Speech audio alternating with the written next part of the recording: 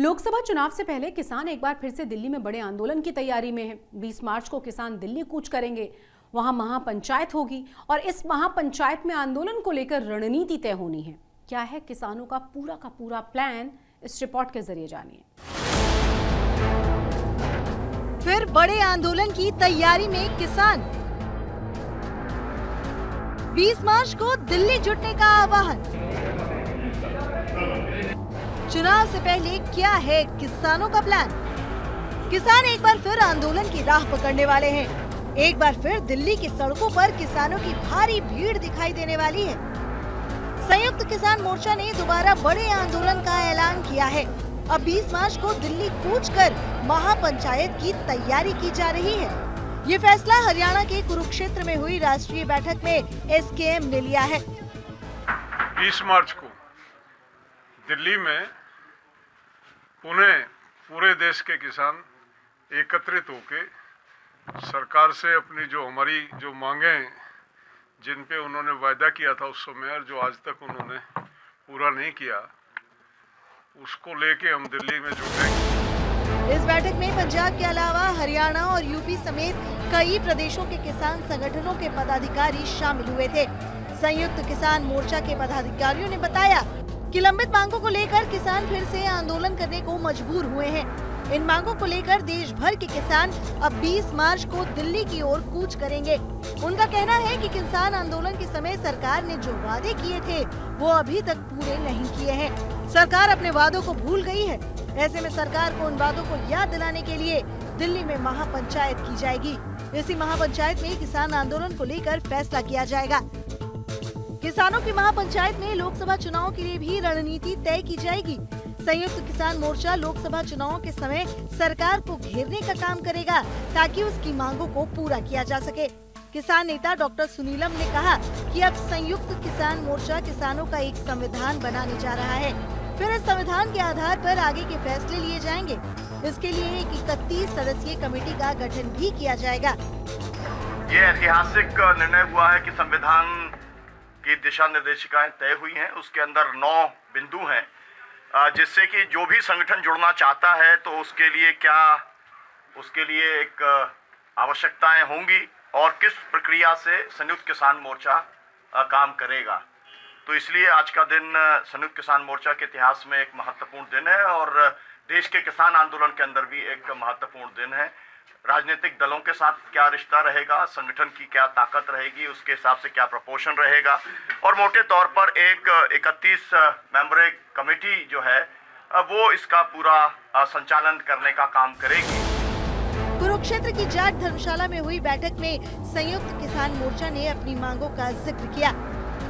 किसानों की मुख्य मांग है कि किसानों से किए गए वादे पूरे हों, एमएसपी को लागू किया जाए, किसान का कर्ज माफ हो और स्वामीनाथन आयोग की रिपोर्ट लागू हो।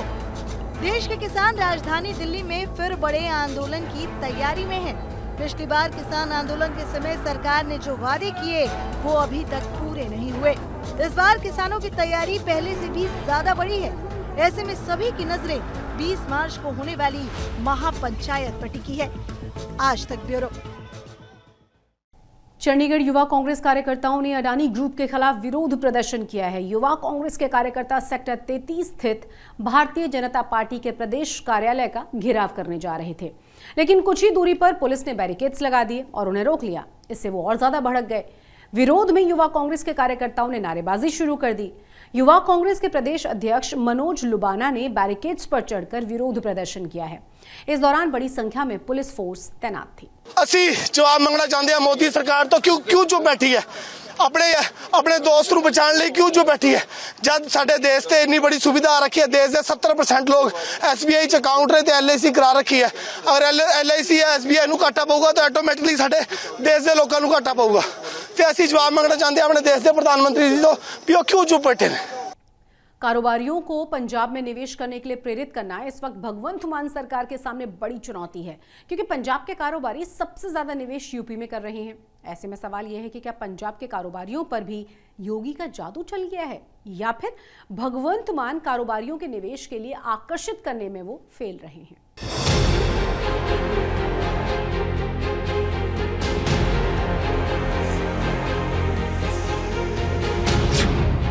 पंजाब के निवेशकों पर कैसे चला योगी का जादू?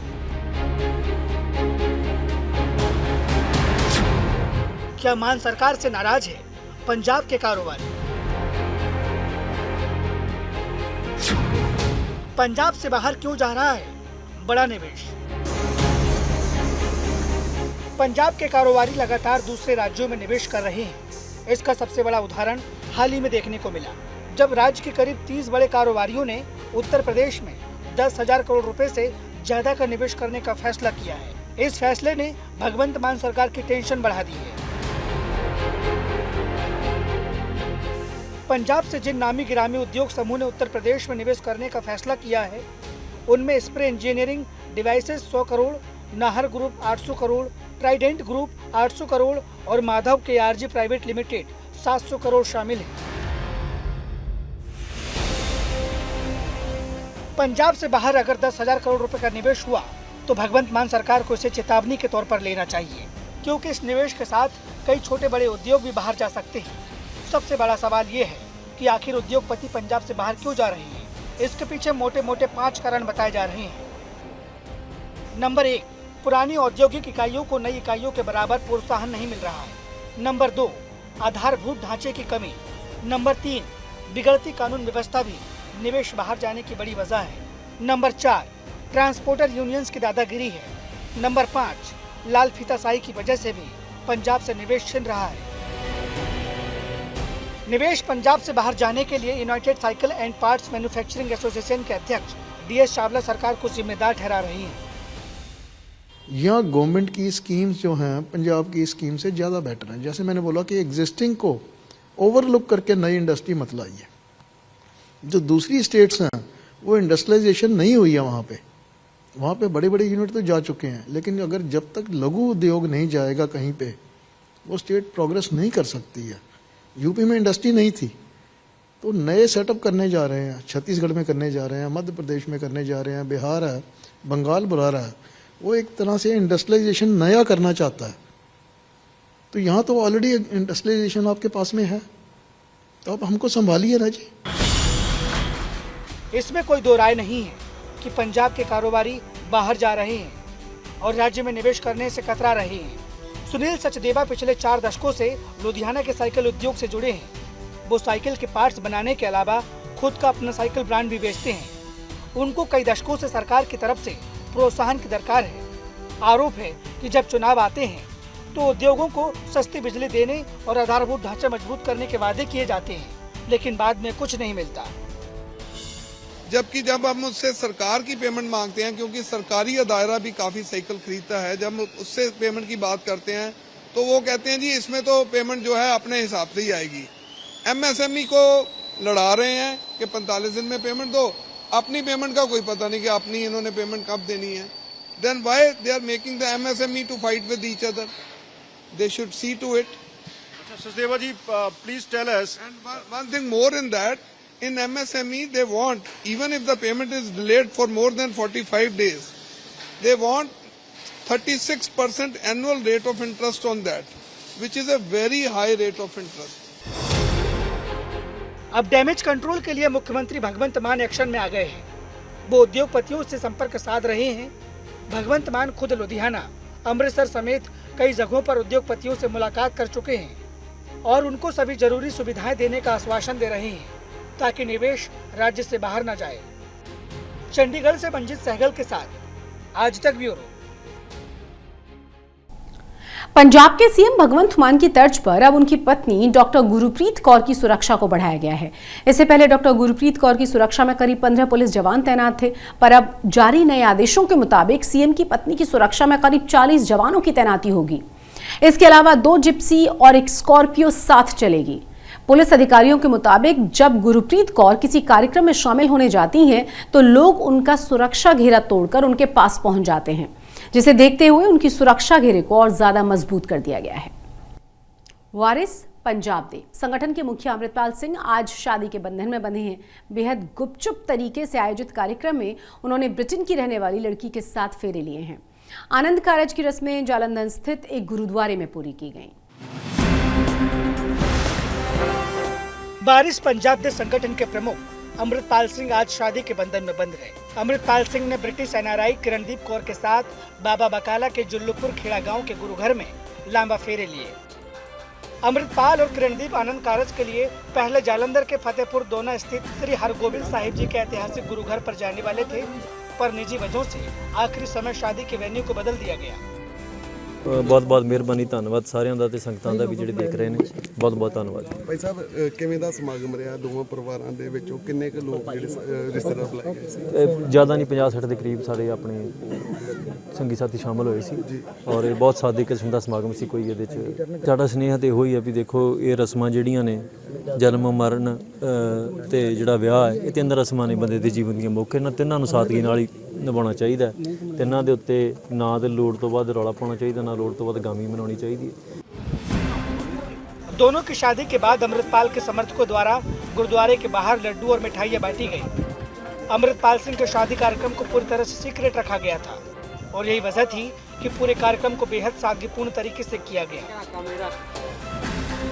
गुरुद्वारे ਦੇ ਵਿੱਚ ਅਸੀਂ ਖੜੇ ਹਾਂ ਜਿਸ ਜਗ੍ਹਾ ਤੇ ਇਹ ਸਾਰਾ ਪ੍ਰੋਗਰਾਮ ਕੀਤਾ ਜਾ ਰਿਹਾ। ਸੋ ਭਾਈ ਅਮਰਿਤਪਾਲ ਜੀ ਨੇ ਸਾਫ਼ ਤੌਰ ਤੇ ਕਿਹਾ ਕਿ ਉਹ ਜਿਹੜੀ ਉਹਨਾਂ ਦੀ ਧਰਮ ਪਤਨੀ ਉਹ ਯੂਕੇ ਦੀ ਰਹਿਣ ਵਾਲੀ ਹੈ ਤੇ ਬੜੇ ਸਾਦਗੀ ਨਾਲ ਪ੍ਰੋਗਰਾਮ ਕੀਤਾ, ਕਿਉਂਕਿ ਸਾਰੇ ਜੀਵਨ ਦੇ ਵਿੱਚ 3 ਇਹੋ ਜਿਹੇ ਪ੍ਰੋਗਰਾਮ ਹੋਣੇ ਚਾਹੀਦੇ ਜਿਹੜੇ ਪੂਰੀ ਸਾਦਗੀ ਨਾਲ ਕੀਤੇ ਜਾਣ। ਸੋ ਉਸੇ ਚੀਜ਼ ਨੂੰ ਲੈ ਕੇ ਉਹ ਅੱਜ ਸਾਦਗੀ ਨਾਲ ਪ੍ਰੋਗਰਾਮ ਕਰ ਰਹੇ ਤੇ ਉਸ ਤੋਂ ਬਾਅਦ ਵਿਆਹ ਤੋਂ ਬਾਅਦ ਵੀ ਉਹ ਆਪਣੇ ਜੰਦੀ ਪੰਜਾਬ ਦੇ ਵਿੱਚ ਹੀ ਰਹਿਣਗੇ ਤੇ ਅਤੇ ਆਪਣਾ ਜਿਹੜਾ ਮੋਰਚਾ ਜਿਹੜਾ ਉਹਨਾਂ ਨੇ ਸ਼ੁਰੂ ਕੀਤਾ है उसनू अगे भी लेके जाएंगे। अमृतपाल सिंह ने इंग्लैंड की जिस किरणदीप कौर को अपना जीवन साथी चुना है वो मूल रूप से जालंधर की रहने वाली है, लेकिन अब वो परिवार के साथ इंग्लैंड में रहती है। पंजाबी एक्टर दीप सिद्धू की मौत के बाद अमृतपाल सिंह को बारिश पंजाब संगठन का मुखिया बनाया गया था और तभी से वो लगातार सुर्खियों में है। अमृतपाल सिंह की एक छवि कट्टर खालिस्तान समर्थक के तौर पर भी जानी जाती है। अमृतसर से अमित शर्मा के साथ आज तक ब्यूरो। पंजाब में मान सरकार ने बेहतर स्वास्थ्य सुविधा के नाम पर मोहल्ला क्लिनिक तो खोल दिए, पर इसका हर्जाना गांव में मौजूद लोगों को उठाना पड़ रहा है, क्योंकि डॉक्टर्स की कमी के चलते गांव के अस्पतालों में मौजूद डॉक्टर्स का ट्रांसफर इन मोहल्ला क्लिनिक्स में कर दिया गया है। हम आपको धुरी के एक ऐसे ही अस्पताल की तस्वीर दिखाते हैं जहां मरीजों का इलाज भगवान भरोसे है। देखिए जरा।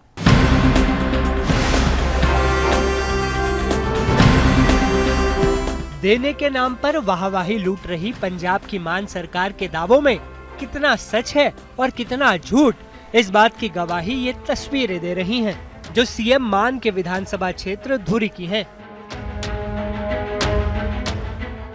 धुरी के भूल रहेड़ी गांव में बना ये सरकारी अस्पताल आजादी से पहले का है, जिसे नाभा रियायत के महाराजा हीरा सिंह के वंशज महाराणा प्रताप सिंह ने बनवाया था। हॉस्पिटल बारे ये कहना चाहना, ਜਿਹੜਾ हॉस्पिटल ਸਾਨੂੰ ਮਹਾਰਾਜਾ ਨਾਭੇ ਨੇ ਦਿੱਤਾ ਸੀ, ਇਹ 1942 ਚ ਸਥਾਪਿਤ ਕੀਤਾ ਗਿਆ ਸੀ। ਫਿਰ ਇਹਦੀ ਜਗ੍ਹਾ ਬਦਲ ਕੇ ਜਿਹੜੇ ਥਾਵੇਂ ਖੜੇ ਆਂਗੇ ਇਹ 52 ਚ ਇੱਥੇ ਨਵੀਂ ਜਗ੍ਹਾ ਬਣਾਈ ਗਈ। ਇੱਥੇ ਡਾਕਟਰ MBBS ਫਾਰਮਾਸਿਸਟ, ਜਿਵੇਂ MBBS ਡਾਕਟਰ ਸੀਗਾ ਇੱਕ ਰਾਜਸਥਾਨ ਤੋਂ ਆਇਆ, ਸਾਡੇ 20 ਸਾਲ ਇਕੱਠੀ ਮੈਂ ਕਹੂੰਗਾ ਵੀ ਆਹ ਕਮਰਿਆਂ 'ਚ ਰਹਿੰਦਾ ਰਿਹਾ, ਜਿਹੜੇ ਖੰਡਰ ਬਣ ਗਏ ਅੱਜ। ਇੱਕ ਡਾਕਟਰ ਸਾਡੇ 20 ਸਾਲ ਇਕੱਠੀ ਨੌਕਰੀ ਕਰ ਗਿਆ ਫਾਰਮਾਸਿਸਟ, ਜਿਨ੍ਹਾਂ ਦਾ ਕਿ ਸਾਨੂੰ ਬਹੁਤ ਜ਼ਿਆਦਾ ਵੱਡਾ ਸੁੱਖ ਸੀਗਾ। ਰਾਤ ਨੂੰ ਵੀ ਕੋਈ ਢਿੱਲ ਮੱਠ ਹੁੰਦੀ ਸੀ, ਉਦੋਂ ਅਸੀਂ ਰਾਤ ਨੂੰ ਵੀ ਉਹਨਾਂ ਨੂੰ ਜਗਾ ਕੇ ਲੈ ਜਾਂਦੇ ਜਾਂ ਅਸੀਂ हॉस्पिटल जा जाते।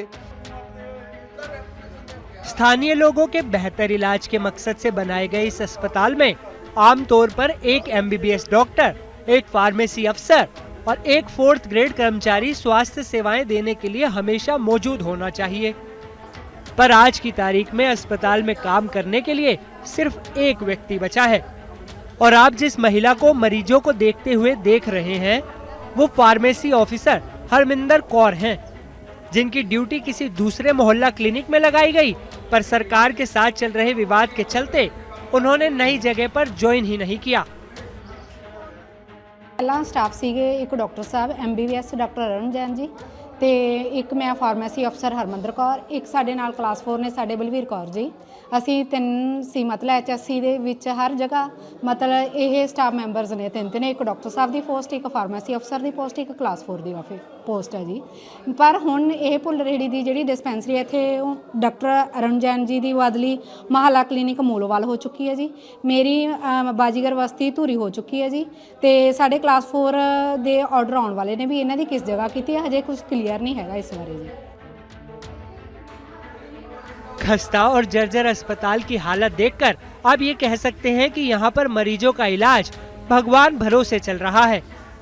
यूं तो सीएम भगवंत मान इलाज के लिए नए नए मोहल्ला क्लिनिकों का उद्घाटन कर रहे हैं, पर इसके साथ साथ पहले से मौजूद सरकारी सेंटर किस बदहाली से गुजर रहे हैं, इस पर सरकार कोई ध्यान नहीं दे रही।